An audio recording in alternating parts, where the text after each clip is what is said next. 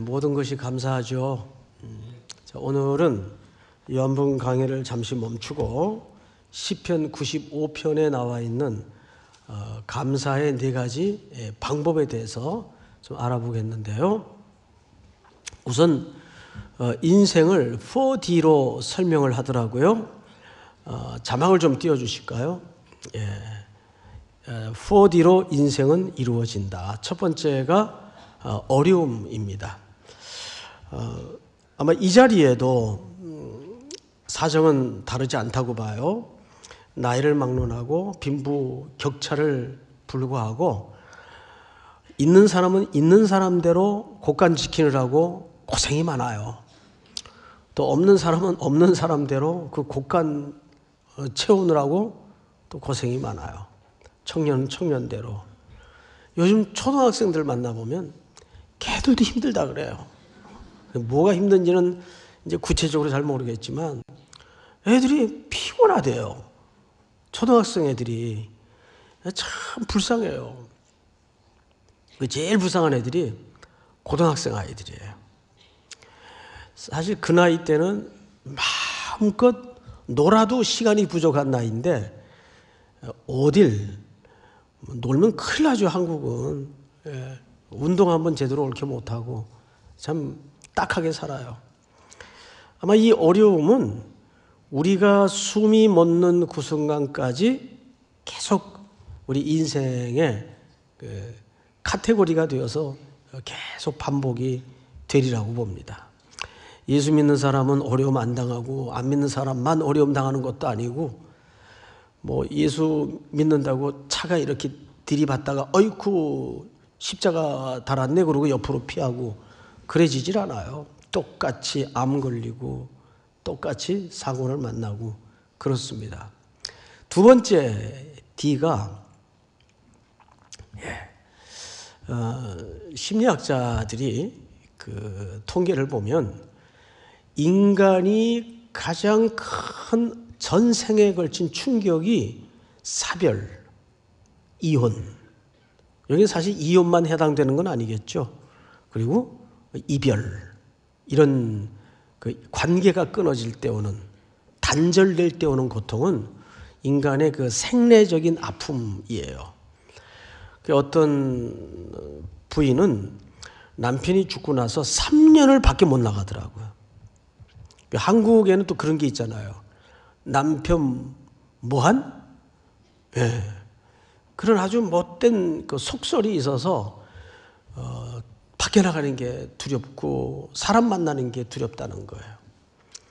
그래서 이 원초적 정서는 사실 어디서부터 뿌리하냐 하면 하나님께서는 에덴이라는 무흠한 공간을 만들고 또 아담과 하와를 거기에 두셔서 하나님의 질서와 통치 아래 살도록 설계하셨어요. 근데 죄가 들어오죠. 그 죄로 인류는 하나님을 향해 독립하고자 하는 의지를 드러내게 됩니다. 그래서 하나님의 명령을 거역해요. 거역. 그러면서 최초로 인류에게 찾아온 그 불순종의 대가는 디스커넥션, 하나님과 끊어지는 거예요.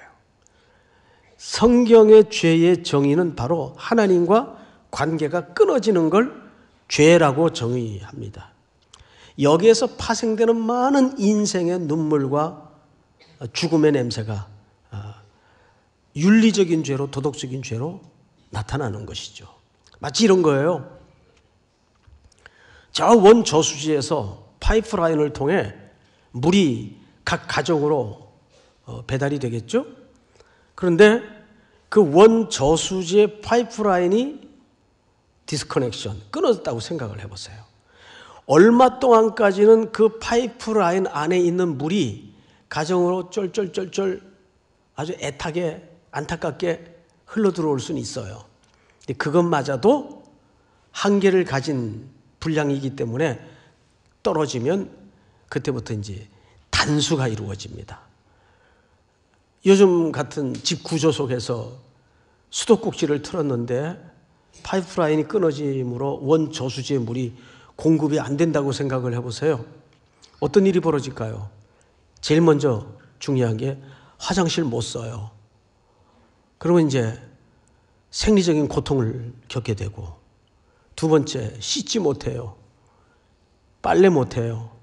냄새가 진동을 하게 될 겁니다. 게다가 음식 못 만들어 먹어요.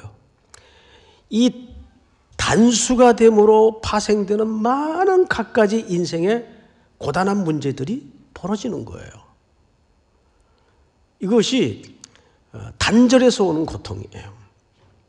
그러니까 단순히 그 어떤 팩트 차원에서 이혼만을 사실 얘기하는 건 아니죠. 이혼, 사별, 이별 다 포함됩니다. 요즘 사람들이 싱글 가족들이 많고 또 외롭다 보니까 반려견들을 그렇게 키우잖아요. 그죠? 예. 그런데 그 반려견 그 짤방을 가끔 이제 심심해서 이렇게 왜 짤방이라 그래서 그래요? 예. 우리 애들이 그러더라고요. 짤방. 짤방은 나쁜 말이 아니에요. 짧은 동영상이다 그 말이에요. 보다 보면 그 주인으로부터 버림받은 개들의 그 상실감, 그거 참 대단합니다. 말 못하는 짐승인데도 탁 그 구석다리에 벽을 향해서 고개를 받고 밥을 줘도 안 먹고 불러도 돌아보질 않고 그러더라고요. 그래서 이제 전문가가 와서 물어보니까 그 버림받은 상처가 개들한테도 있다는 거예요. 그런 영상을 몇 번 이렇게 보다 보니까 개 키우면 안 되겠더라고요. 그 뒷감당이 엄청나요. 뭐 경제적인 문제를 넘어서 이렇게 사람 못지않은 정이 들면 그거 어떻게 나중에 감당이 되겠나 싶더라고요. 그만큼 우리는 피조물들은 관계 속에서 행복을 찾아가도록 하나님이 설계를 하셨단 말이에요. 그런데 가장 극단적인 스트레스와 고통이 이혼이에요. 또 사별이에요. 그래서 오래 혼자 살던 분들에게 이렇게 여쭤봐요. 어떻게 그렇게 한 15년 이상 혼자 살다가 그렇게 가정을 다시 이루게 되셨습니까? 그러면 다 똑같은 대답이 외로움이라 그래요. 외로움. 근데 그 말 앞에는 딱히 무슨 다른 이견이 있을 수가 없더라고요. 사람에게 이 외로움이라는 것은 너무 아픈 환경이잖아요. 두려운 환경이기도 하고. 그 다음에 세 번째 보십시다. 질병이에요. 질병. 원초적인 하나님과의 영생하도록 살도록 돼 있던 관계가 끊어지면서 우리에게는 유한한 생물학적인 죽음이 찾아옵니다. 해서 그 죽음은 질병이라는 과정을 통해서 이루어지게 돼 있습니다. 그래서 암이 걸리죠. 근데 요즘은요, 나이 고하를 따라서 병이 오지 않아요. 요즘은 20대 새파란 젊은이에게도 말도 안 되는 질병이 발생을 하고, 아니 걔가 나이가 몇 살인데 그런 병이 걸려? 근데 요즘 나이 가리지 않고 오더라고요. 뿐만 아니에요. 요즘은 100세 시대 아니에요. 그래서 요즘은 실제 그 사람의 생물학적인 나이는 현재 호적에 있는 그 나이가 아니고 자기 나이에다가 0.8을 곱한 게 오늘 100세 시대의 실질적인 나이라는 거예요. 이제부터는 그 곱한 나이로 사시기 바랍니다. 기분이라도 좋죠? 예. 곱해보니까 저는 50대 초반이더라고요. 50대 초반. 100세를 사는 게 중요한 게 아니죠. 건강하게 지내는 게 중요한데 사람이 어디 자기 마음먹은 대로 되겠어요? 난 100세까지 건강하게 지내야지. 저희 어머님이 이제 2년 전에 돌아가셨는데 평생 기도 제목이 있었어요. 그래서 오늘 이렇게 누우셔서 잠들어가지고 아침에 천국에서 깨시는 겁니다. 근데 그마저도 다행인 것이 나중에는 이제 병원에서 입원해 계신 상황에서 돌아가셨지만 딱 한 달 입원하시고 돌아가셨습니다. 이렇게 긴 병은 아니셨어요. 그나마 다행이죠. 그러니까 자녀들한테 짐 될까 봐 어른들은 그런 소원을 갖고 살잖아요. 근데 그게 자기 마음대로 안 된단 말이에요. 그런 이 질병으로 또 벌어지는 가정 안에 역학관계가 있잖아요. 참 그 피곤하고 또 좀 갈등이 유발할 수밖에 없는 그런 문제들이 많단 말이에요. 또 네 번째가 뭐냐면 결국 네 번째 죽음이에요. 누구나 이 죽음의 문제를 해결하지 못하잖아요. 이 정신 나간 사람들이 가끔 30년 안에 인간은 이제 죽음의 문제를 극복할 수 있다. 그런 좀 허황된 소리를 하고 다니는 사람들이 있는데 수명을 연장할 수는 있어도 영원히 사는 방법은 없어요. 우리만 알고 있는 방법이에요. 자, 그래서 성경에 보니까 제가 빌립보서 4장을 한번 읽어드릴 텐데 그냥 듣기만 하십시오. 바울이 옥에 갇혀져서 한 얘기입니다. 나는 비천에 처할 줄도 알고 풍부에 처할 줄도 알아. 모든 일, 곧 배부름과 배고픔과 풍부와 궁핍에도 처할 줄 아는 일체에 괄호 열고 뭐뭐를 배웠노라. 괄호 안에 무슨 단어가 들어갔을 것 같아요? 비결입니다. 그 본문을 많이 읽으셨을 텐데 거기 왜 원리라는 말도 쓰지 않고 또 개념이라는 말도 쓰지 않고 비결이라는 단어를 썼을까요? 바울이 한 얘기예요. 감옥에서 나는 궁핍, 가난, 고통에도 처할 줄 아는 일체의 비결을 배웠다 그 말이에요. 그러면 여러분 생각을 해보십시오. 비결이라는 말의 정의가 뭐예요? 뭘 비결이라고 합니까? 남들이 알지 못하는 방법을 알고 있는 걸 뭐라 그래요? 비결이라고 하는 거예요. 그렇죠? 그래서 오늘은 바로 그 비결에 대해서 결론 부분쯤에 여러분들과 말씀을 마무리할 겁니다.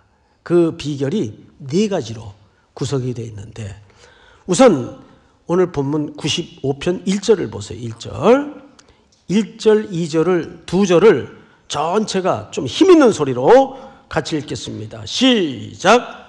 오라 우리가 여호와께 노래하며 우리의 구원의 반석을 향하여 즐거이 외치자. 우리가 감사함으로 그 앞에 나아가며 시를 지어 즐거이 그를 노래하자. 아멘. 여러분 여기 네 가지를 명령했어요. 이건 비결은 아니에요. 비결은 결론 부분에 나올 텐데 네 가지를 뭐 했다고요? 명령했어요. 첫째, 와서 노래하자. 와서 노래하자. 둘째, 즐거이 외치자. 그분 앞에 나아가자. 네 번째, 또 즐거이 노래하자. 이렇게 돼 있어요. 1절에도 노래하자가 등장을 했고 2절에도 노래하자가 등장을 했는데 이 두 노래하자의 의미는 달라요. 1절에서는 이런 뜻입니다. 라난이라는 히브리 말을 썼는데 이 말은 이런 뜻이에요. 찌그덕거리고 삐그덕거려서 비명이 삐져나올 수밖에 없는 상황 속에서도 그분께 노래하라 그 말이에요. 그러면 우선 생각을 해보세요. 지금 삐그덕거리고 찌그덕거려서 비명밖에 터지지 못할 상황인데도 그분께 자동적으로 노래가 나올까요? 안 나올까요? 안 나오죠. 그래서 이 본문을 무슨 형으로 썼다고요?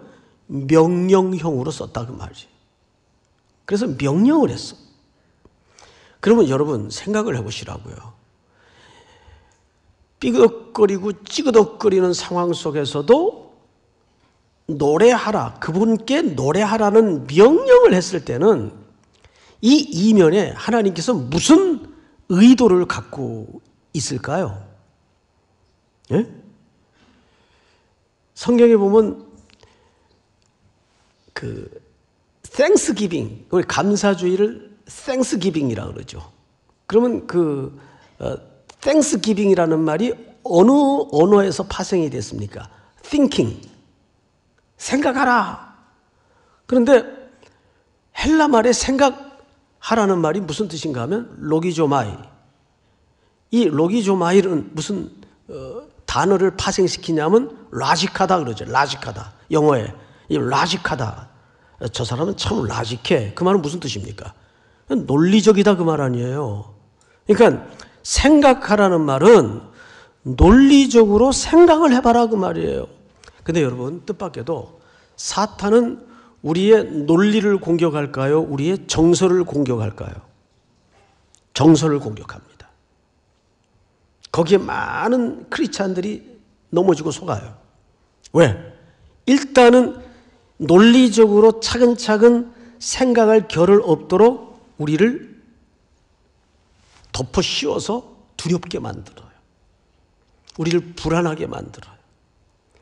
그것이 광야의 백성들이 넘어졌던 중요한 원인이에요.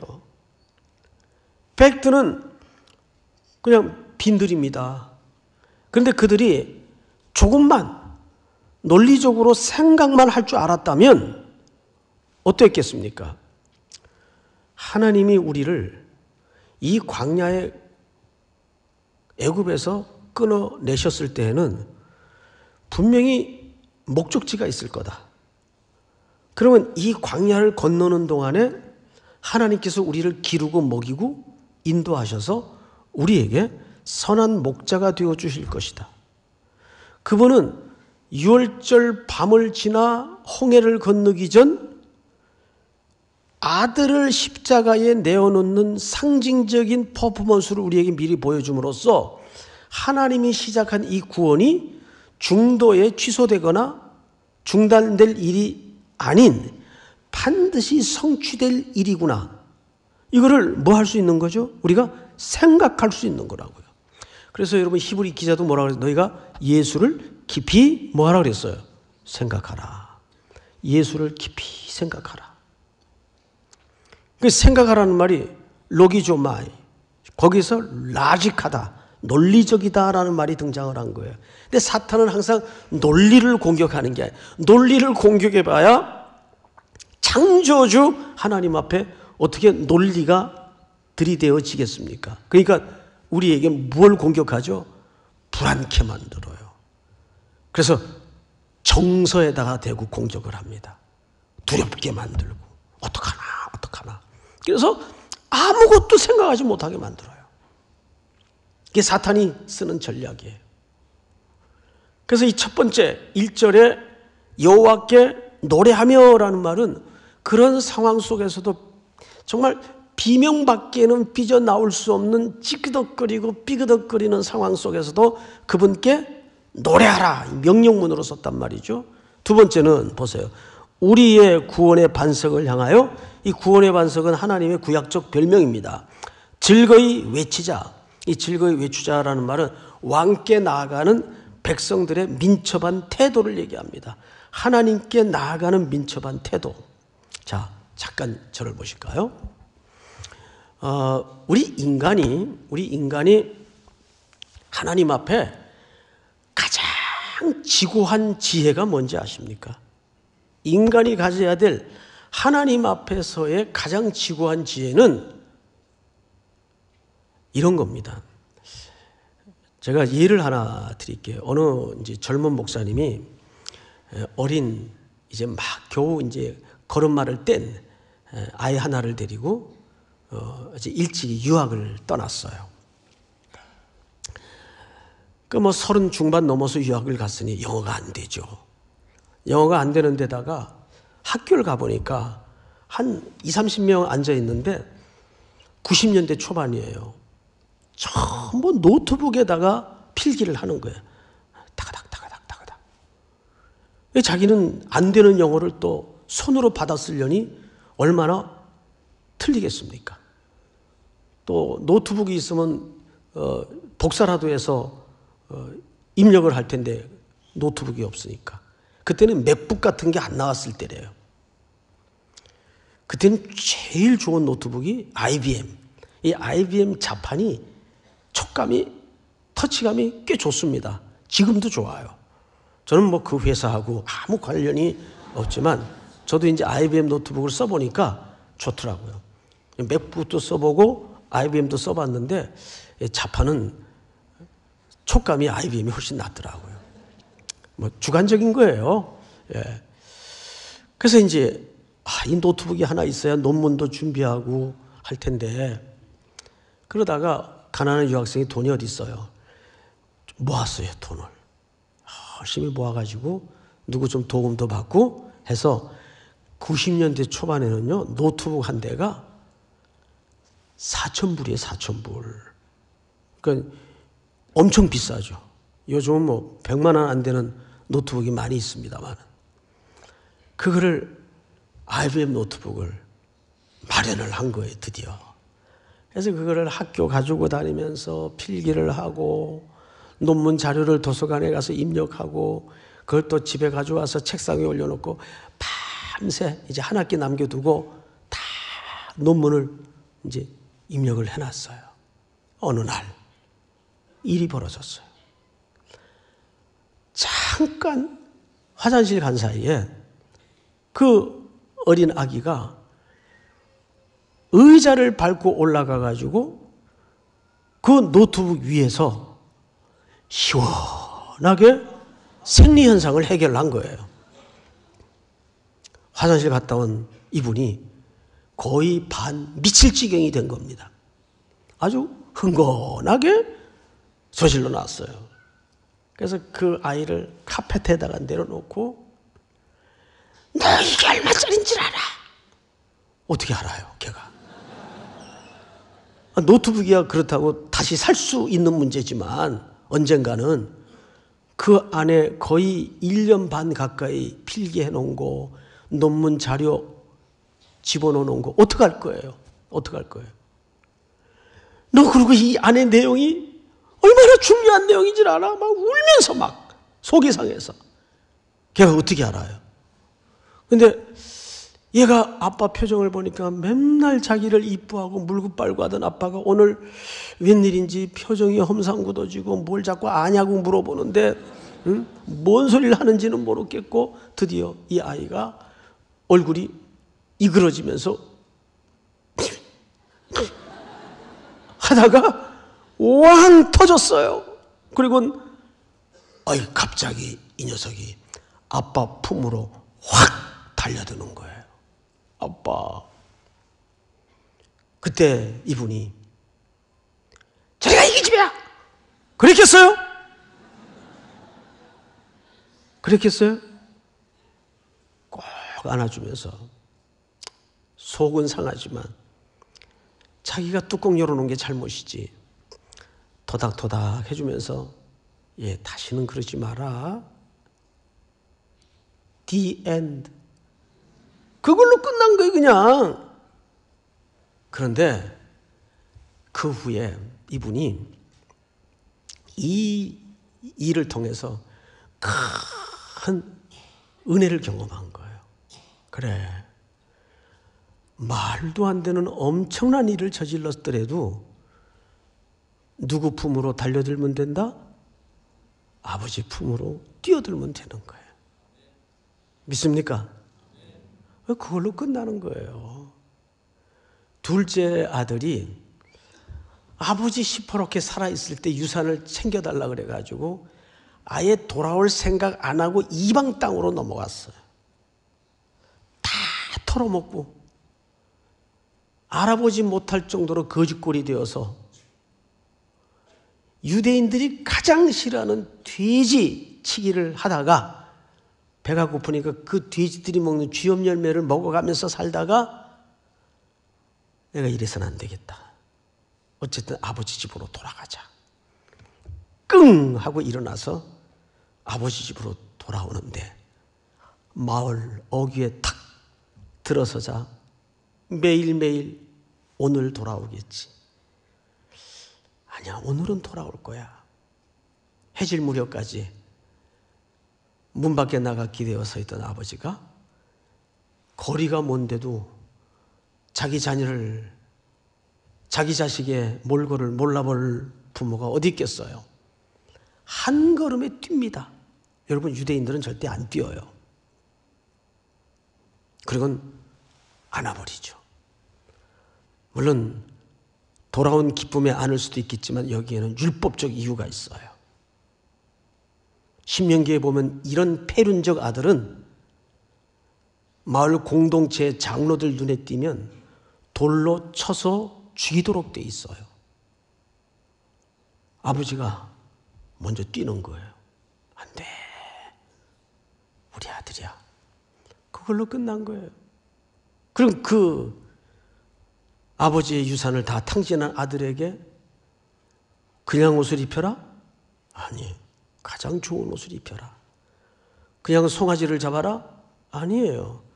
살진 송아지를 잡아라. 기억나십니까? 그게 아버지의 품이고 아버지의 마음이에요.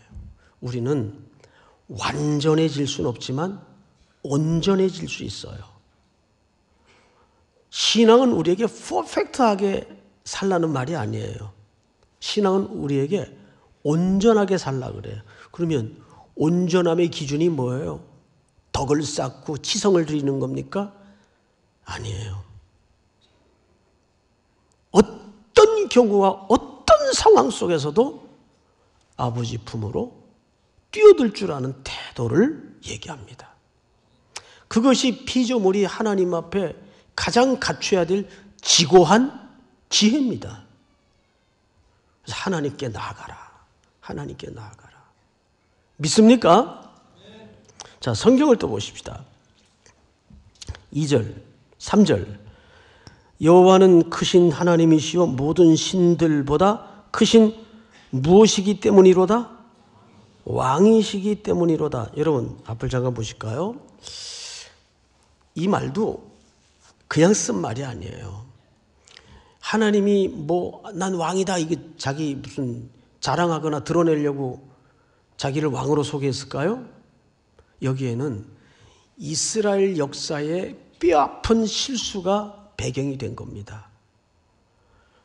지금 수요일 오전에 사사기 공부를 하는데 그 사사시대에 보면 기드온이 죽자 그 첩의 아들, 세겜 출신의 첩의 아들 아비멜렉을 백성들이 왕으로 옹이하려는 운동이 일어납니다. 그래서 이 왕이 수락을 해요. 근데 하필 아비멜렉이라는 이름이 아버지는 나의 왕이시다라는 뜻이에요. 그래서 왕이 됩니다. 그때부터 실질적으로 이스라엘은 왕정 시대를 만들어내요. 왜? 야, 주변 나라 보니까 다 왕 제도가 있고 좀 눈에 보이는 왕이 있어야 나라가 좀 안정될 거 아니냐. 눈에 보이지도 않는 하나님 그분 믿어봐야 전쟁에 때로는 이기기도 하지만 때로는 패하기도 하고 재미없어. 우리도 좀 왕 제도를 갖자. 그래서 시작한 왕정 제도가 사사기 때부터 시작이 됩니다. 근데 여러분, 사사기 전체에 흐르는 주된 문장이 뭡니까? 그때에 이스라엘에 왕이 없으므로 사람들이 각기 자기 소견에 옳은 대로 행하였더라. 그게 무슨 말이죠? 사사시대는 왕제도나 눈에 보이는 왕이 필요 없었어요. 누가 왕이시기 때문에? 하나님이 친히 왕이시기 때문에. 근데 그것은 말놀이예요. 하나님이 그들의 참된 왕이셨으나 한 번도 하나님을 왕 대접하지 않던 시대였다 그 말이에요. 이게 사사시대의 스케치예요. 그때부터 이스라엘은 유다로 갈라지고 북이스라엘로 갈라져서 왕들을 무수히 생산해냅니다. 뜨거워지고 나중에는 이 왕들의 학정에 시달려서 백성들이 얼마나 고생을 합니까? 그리고 결국은 아수르에게 바벨론에게 두 나라는 포로가 됩니다. 나라 자체가 없어져요. 그들이 우리를 진정한 평화를 주고 행복을 가져다 줄 거라고 안식을 줄 거라고 알았던 그 왕들이 그들에게 행복과 안식과 평화를 가져다 주지 못했어요. 지난 며칠 전에 제 방에 그 미국 필라델피아에 소재한 미시오 데올로지컬 세미나리 그 학장님이 방문을 하셨어요. 대화를 하다 보니까 이분이 열왕기 상하로 논문을 쓰셨더라고요. 이제 그 책이 곧 출간이 될 거랍니다. 그래서 제가 그 책 기대가 됩니다. 그런데 교수님이 그 책을 주석을 쓰시면서 그 열왕기 상하를 관통하는 초점이 뭡니까? 그때 이분이 두 마디를 해요. 수많은 왕들이 뜨거지는 반복되는 역사 속에서 인간이 옹립하고 인간이 추구하고 인간이 세운 왕은 결국 패망하고 실패할 수밖에 없었다는 것을 드러내면서 그 절망의 역사 속에 이스라엘 백성들은 참된 샬롬을 가져다 줄 왕, 참된 안식을 백성들에게 가져다 줄 그 왕을 열망하는 허기와 목마름이 일어났다는 거예요. 그럼 그 왕이 누구겠어요? 우리의 왕 중의 왕이신 샬렘 왕 예수 그리스도를 얘기하는 거예요. 그러니까 11개의 실패의 왕의 역사는 그 궁극적인 목적지가 누구를 바라보게 만든 겁니까? 그렇습니다. 예수 그리스도를 바라보게 만든 거예요. 결국 오늘 이 3절에 그 얘기를 하고 싶었던 거죠. 여호와는 크신 하나님이시요 모든 신들보다 크신 왕이시기 때문이로다. 너희가 그렇게 모의에서 만들어낸 그 왕이 너희에게 행복과 안식과 샬롬을 가져다주지 못한다. 인류는 뭐를 향한 지난한 싸움일까요? 11절을 보십시다. 11절 다 같이 읽겠습니다. 시작. 그러므로 내가 노하여 맹세하기를 그들은 내 안식에 들어오지 못하리라 하였도다. 예, 인류는 에덴 동산에서 안식을 잃어버렸어요.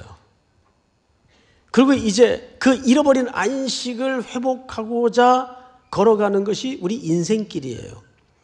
우리도 결국은 뭘 찾아 그렇게 고생합니까? 안식을 찾아 고생하는 거예요. 그런데 놀랍게도 신약에서 예수님이 자기를 안식에 뭐라 그랬어요? 주인이다 그랬어요. 주인이다.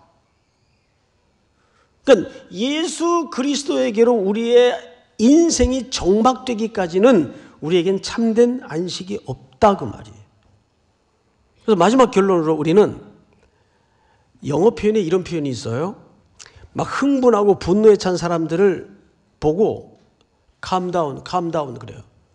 그 calm down이라는 말은 여기서 쓸 때 무슨 의미죠? 좀 마음을 고요히 시켜라, 마음을 평화롭게 가져라, 또 진정해라 그 말이에요. calm down. 자, 우리 자막을 한번 볼까요? calm이라는 말은 평안, 고요 이 뜻이에요. 이걸 또 다른 표현으로는 오늘 성경에서 만나는 안식이라고 표현할 수 있겠죠.